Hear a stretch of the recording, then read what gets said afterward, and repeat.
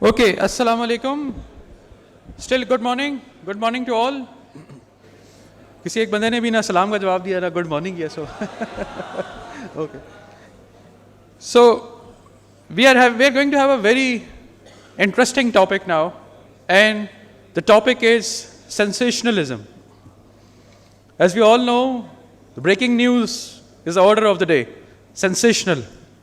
I was just going through the dictionary and found out the meaning of sensationalism.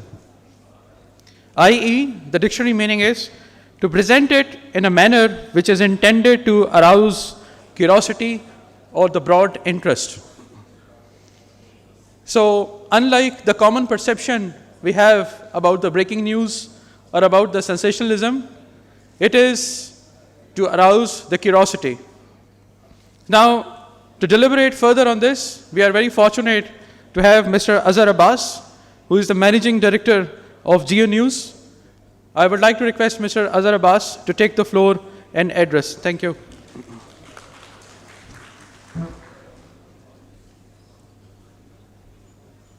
Thank you all. Thank you, Asfar, for inviting me or giving me this opportunity.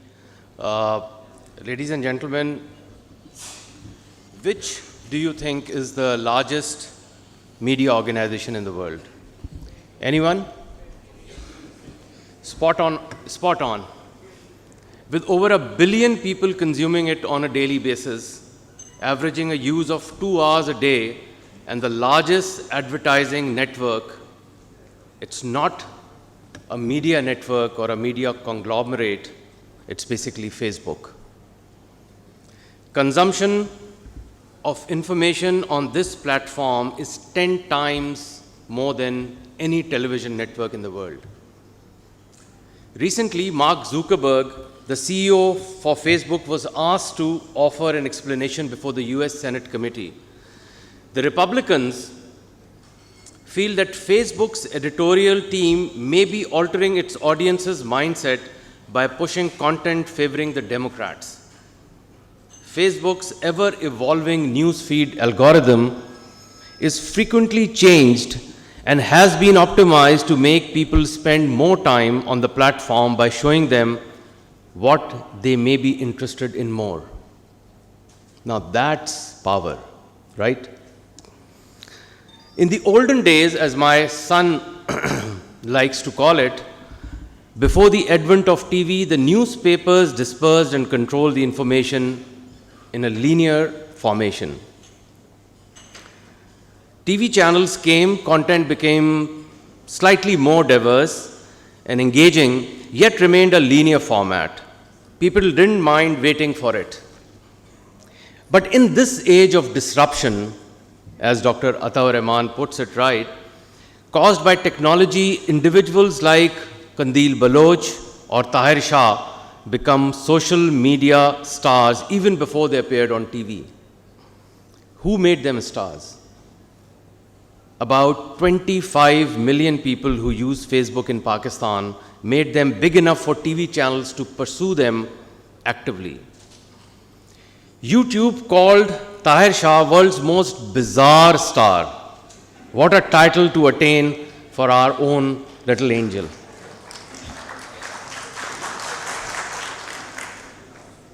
Sensational stories are the junk food of our news diet.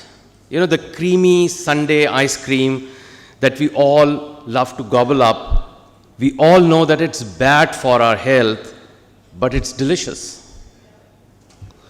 And we can always have a healthy salad tomorrow. If it's raw or live, even better. Feeds our voyeuristic tendencies. The more personal the story, the more drawn we are on it. And that's why the smallest of the things become the biggest on social media, and this a race of futility, TV just tries to catch up. Take PTI chairman Imran Khan's example. With about 4 million followers on Twitter, and by the way, this is far more than of all the newspapers circulation combined, all the leading newspapers combined, 4 million followers on Twitter. When he posts, his followers follow. They share, they endorsed it in thousands. But what happens when he posts something like the fabricated address by Lord Macaulay to the British Parliament in 1835? Or so it says. And historians say that Macaulay was not even there in England between 1833 and 38. Just to be clear, this isn't just a Pakistan problem. It's a global phenomenon.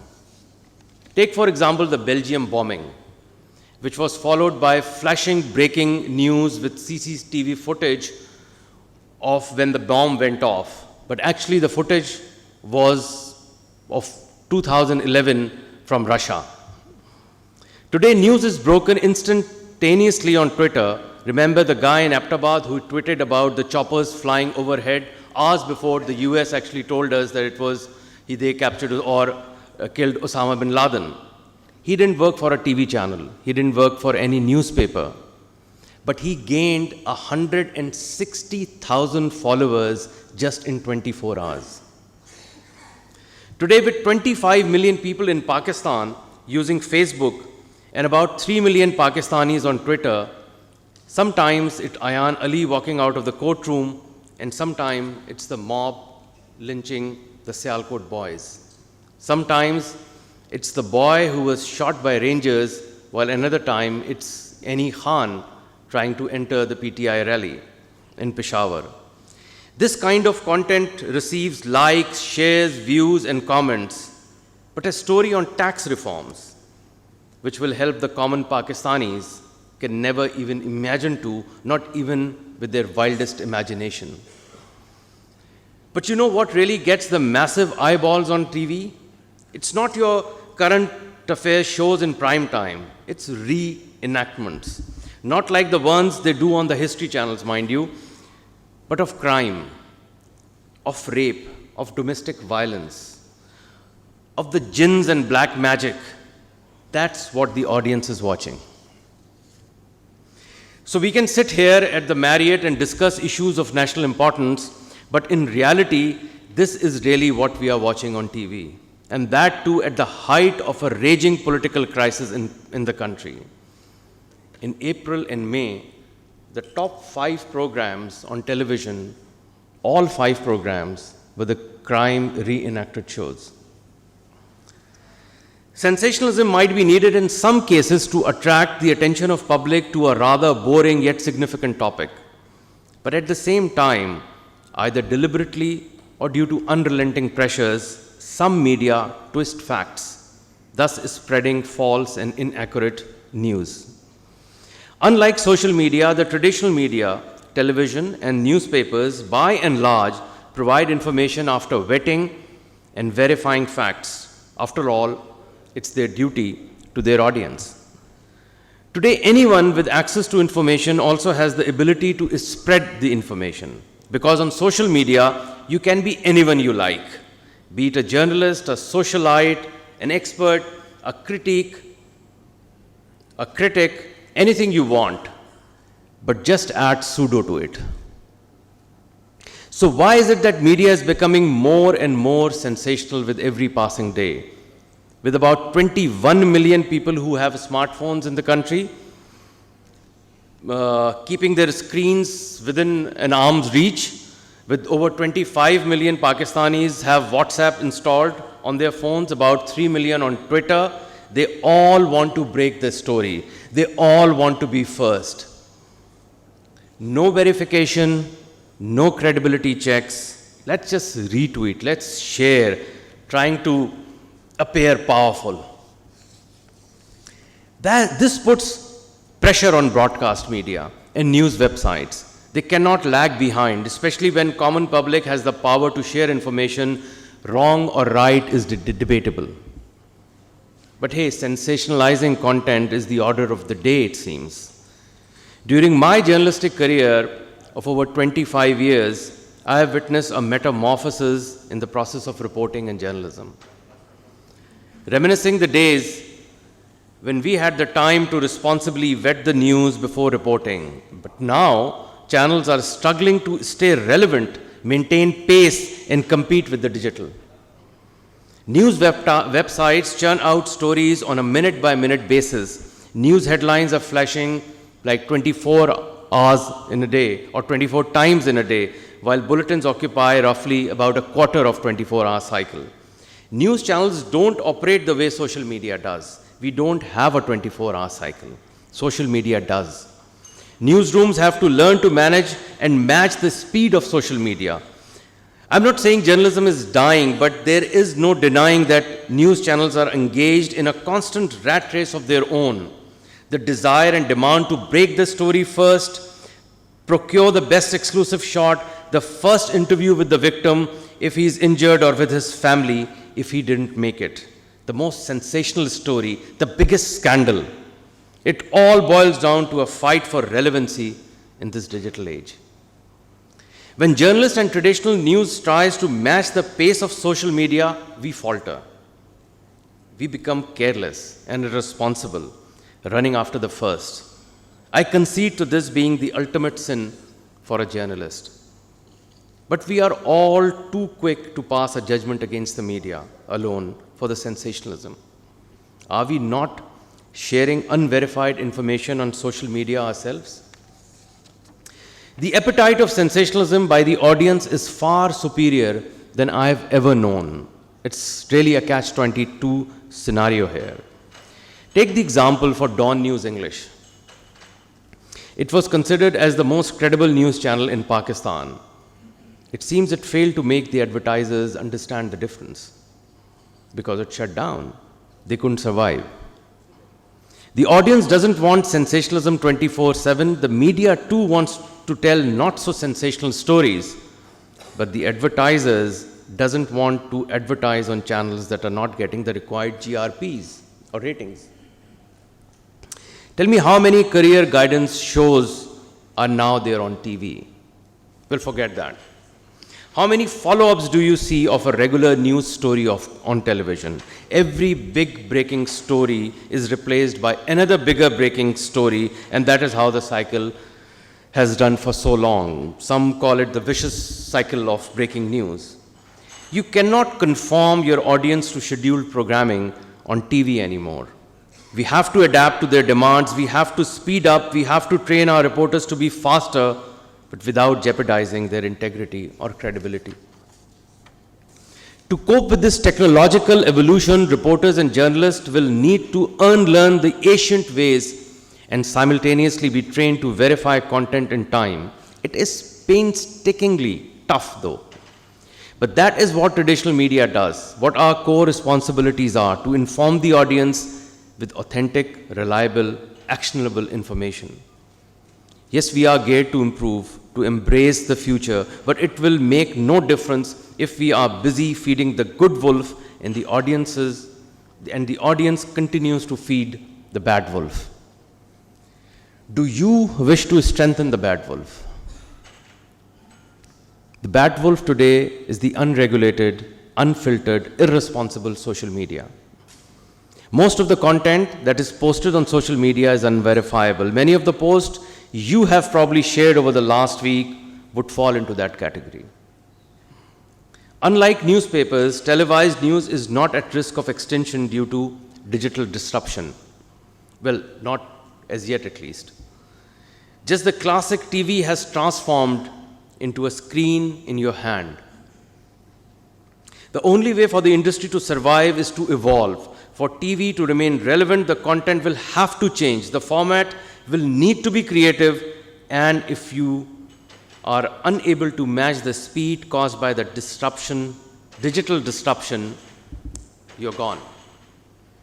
There are noticeable changes happening around us. If Netflix decides to launch House of Cards to encourage binge watching, that's a big step, and it's going to become a norm. TV may remain an important source of getting news and information, but it will no longer be the dominant force. I'll probably get a lot of flack for saying this, but hey, stating the truth is a journalist's job. When the changing dynamics of reporting and accessing news in the digital age, we have to be careful about which of the two wolves we feed, because tomorrow, if the bad wolf comes to bite you, it will be because of you fed it and made it stronger. In less than a decade, linear programming will be replaced with streaming and on-demand services. The young generation will not have the patience for traditional media, but there will be information, chaos, and confusion too. For a future where news is reliable, verifiable, and on point, we have to take responsibility collectively. Pakistani media today needs to take immediate measures to diversify and to match the speed of advancement. For the youth in Pakistan will not be able to relate to it. We need to get ready, for the change is already here. So we talked about the fact that people love sensationalism. And media fills the appetite. But the ultimate question is, who fuels this sensationalism? It's the business leaders and corporates amongst us who channel their marketing dollars down anything that is sensational and will get ratings. So you all need to decide which side are you on and who do you support with your marketing dollars. Ayan or Malala? Thank you very much.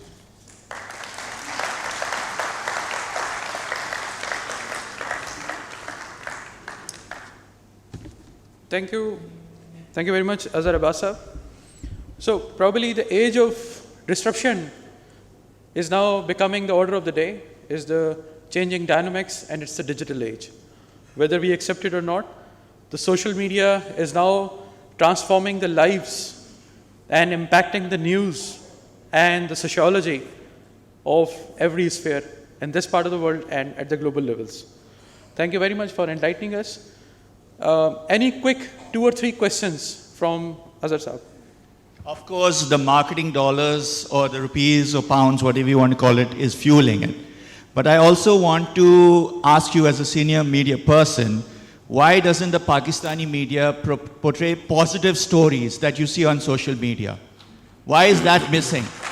You put that ingredient there, we will come to your media. Thank you. About 5-6 years back, me and a very senior anchor person at Jio at that time, Kamran Khan, we sat and we said, this is too much negativity on television, and we decided that, we should dedicate at least a whole month to positivity. And fine, what we did was that we invited corporate leaders, people like Adib Rizvi and others who are contributing in this country, major political leaders as well, but mostly corporate leaders and others who are contributing. And the entire month was the whole program. I mean, the 1 hour each every day, 5 days a week was dedicated to this. In the 10-12 years of Kamran and me working together at Jio, Kamran his show was the #1 show throughout, at least in his own time slot, except for that 1 month. Except for that 1 month, when we did the entire month of positive stories. So I hope you got the answer. But I agree with you, we should try. Any other question from that side, on the left-hand side? Thank you very much. I think you put a lot of blame on social media. I think the users of social media are fully aware that these are not verifiable stories that they're reading, and sometimes they're spreading them too.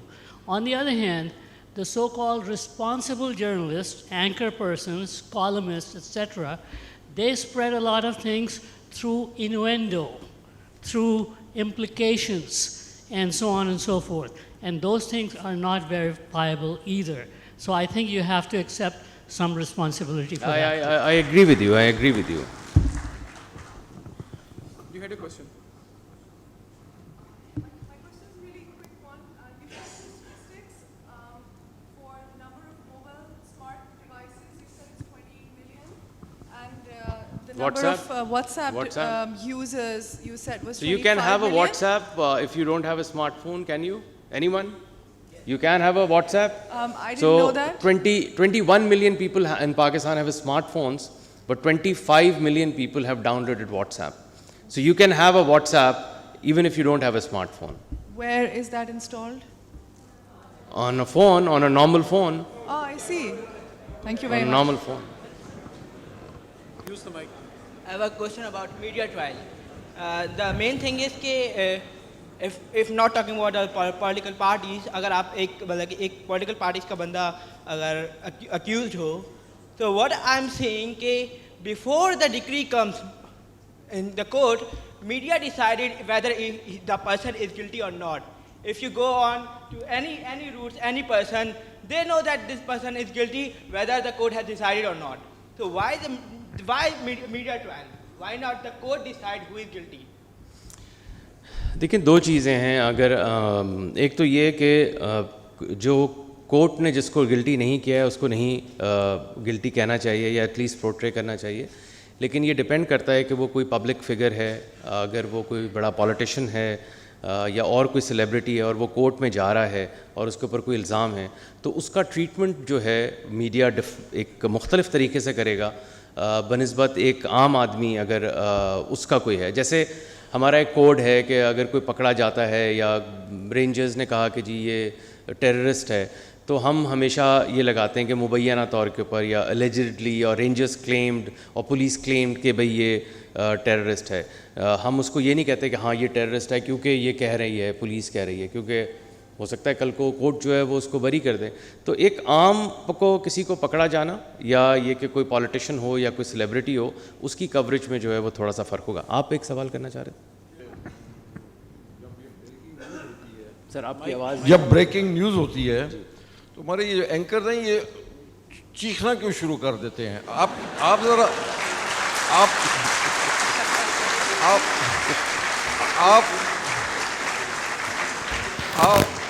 You talking of sensationalism. इससे ज़्यादा क्या हो सकता है? बंदा अखबार पढ़ रहा है, वो दूसरे लोग सुन रहे हैं टीवी पे, और पता चलता है चीखना शुरू कर दिया जाए कि पत्नी खुदा जाने this is the end of the world. You listen to CNN और वहाँ भी ब्रेकिंग न्यूज़ होती है बट कोई कभी चीखता नहीं है. एक तो ये मेरा कमेंट था. Maybe you can tell us. The other thing is that my own impression is that the TV channels or the media as one would call even the newspapers, they have compromised themselves far too much by aligning themselves with this political force or that political force. Now I'll just as an example, for no other particular reason, if I want to know something about Imran, then I must, and I've listened to it on Geo, then for veracity I must listen to Sama, I must listen to ARY, because each one will give the same news with a different tinge. The result is that then you have to depend on social media as to what the truth is. Today I think in Pakistan the media has compromised itself so much that despite being free, I only wonder if it is credible. जो आपकी पहली बात है, आपने जो चिल्लाने का कहा, तो जैसे कि वो हमारे बड़े हमेशा कहते थे कि अगर तुम्हारी बात में वज़न नहीं है तो तुम ज़ोर से बोलोगे, और अगर तुम्हें वाकई बात का पता है तो तुम बहुत पोलाइटली और आराम से बात करोगे. तो unfortunately majority of our anchors, by the way, अब हमने जब अभी ये शुरू हुआ सिलसिला जो IBA के साथ मिलके किया है, centre for excellence in journalism for journalism, और वहाँ नेक्स्ट ईयर वो एक फुल ग्रेजुएट प्रोग्राम बन जाएगा और यहाँ से गए हैं लोग ट्रेन होने के लिए जो फैकल्टी है, thanks to like ICFJ and doctor Ishrat जो उस वक्त थे वहाँ पर.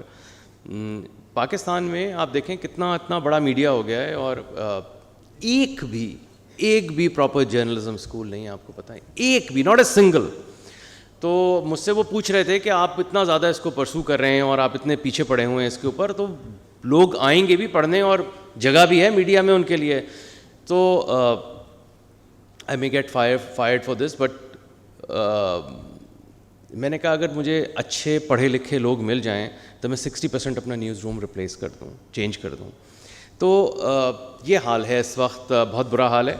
तो ज़ाहिर है कि वो चिल्लाते हैं क्योंकि उनको और अट्रैक्ट करने के लिए, अगर सब्सटेंस नहीं होता आपका. आपकी जो दूसरी बात थी, मेरे ख़्याल में किसी भी मीडिया हाउस का कोई बायस थोड़ा बहुत होना इससे फ़र्क नहीं पड़ता, एज़ लॉन्ग एज़ उसकी जो कवरेज है वो बैलेंस्ड है. अगर और जो फैक्ट और ओपिनियन को बता कर بیان کرتے ہیں. وہ اگر یہ بتاتے ہیں کہ یہ فیکٹ ہے, یہ حقیقت ہے اور یہ ہمارا اوپینین ہے, تو اس میں کوئی برائی نہیں ہے. لیکن جتنے ہمارے ویورز اور جو سننے والے ہیں اور دیکھنے والے ہیں, وہ بھی جیسے سوشل میڈیا کی کیونکہ پیس ہے تو ان میں بھی پیشنس جو ہے وہ بہت کم ہے. جیسے آپ نے کہا کہ میں جاؤں گا, میں عمران خان کی خبر جیو پہ دیکھوں گا, پھر میں سما پہ جا کر دیکھوں گا کہ یہ ٹھیک ہے یا نہیں ہے. تو اگر آپ تھوڑا سی دیر کے لیے انتظار کر لیں کسی بھی ایک چینل کے اوپر, تو شاید آپ کو 2 ویوز جو ہیں, دونوں ویوز وہاں پر مل جائیں. لیکن ہم میں اتنی زیادہ اب تیزی ہے اور جلدی سے ہمیں یہ چیز چاہیے کہ ہمیں انتظار نہیں کرنا, بلکہ جو میں سمجھتا ہوں کہ ٹھیک ہے وہی چیز پڑھنا ہے. تو میں سوشل میڈیا پہ بھی ڈھونڈ کے صرف وہ چیز پڑھنے کی کوشش کروں گا جو کہ میں سمجھتا ہوں کہ ٹھیک ہے, رادر دین یہ کہ دوسرے ویوز کو بھی جو سننے کے. تو یہ شاید ہماری عادت بھی بہت پڑ گئی. One last question please. ایک ہم سوال لے سکتے ہیں, آپ نے پہلے ہاتھ کھڑا کیا. جی Azhar, thank you for a very crisp presentation. Thank you, sir. Short presentation on sensationalization. I think we have a very good view of what is happening. What I want to ask you is, if you look at the strategy for each channel, them with the exception of Hum and few other channels, you can see that in terms of market segment they are aiming at, you can clearly see where they are focusing. And then they are adjusting their value chain or their delivery according to what that segment requirement is. And keeping in view your comment that there will be more fractionalization of the media, don't you think it's important now to have a comprehensive positioning strategy of each channel so that the viewers can benefit from that? Sir, if you give me time, we can sit and discuss that in detail. I actually didn't understand the last part of your question, that how can we actually reposition ourselves? Yeah, actually what I mean is that in terms of market segment, you have to do a market research and find out, and it is a vicious circle between what capabilities you have and what you can deliver to those market segments. So basically تو اب یہ ہو گیا ہے کہ we are actually following 80% of the time the social media. All televisions in the world. CNN actually lost 50% of its viewership in 2015. اور جو انہوں نے سروے کرایا انہوں نے سمپلی یہ کہا کہ جی جو آڈینس چاہتی ہے دیکھنا وہ CNN نہیں دکھا رہا. 50% ویورشپ شیئر جو ہے گرا ہے. اور بڑھا کس کا ہے both in terms of ratings, viewership share and revenues? Fox. Unfortunately we all don't like Fox but we want to become like Fox. Thank you. It's unfortunate. Thank you very much. Thank you very much.